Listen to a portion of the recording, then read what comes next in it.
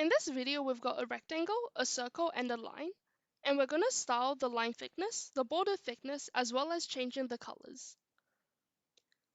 So this is our code. So we've got the circle, the rectangle, as well as the line.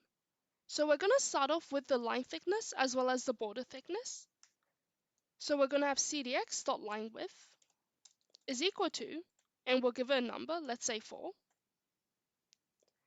And this actually goes the same for all of the lines or shapes. So we can copy that and paste it in the different sections.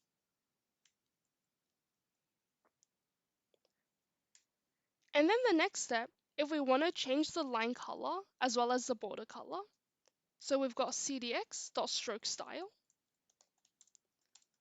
and we can give it a color, let's say blue, and we can copy that as well.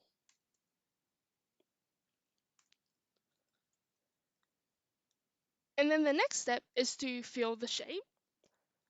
So to fill the shape, so underneath here we can have cdx.fillStyle is equal to, let's say green, and then we're going to have a cdx.fill. And same thing, so we can copy this and paste it in the different sections. And then for the line, it's not really a shape, so we won't need to paste it here. So if we save it and run it, so this is what the shapes will look like now.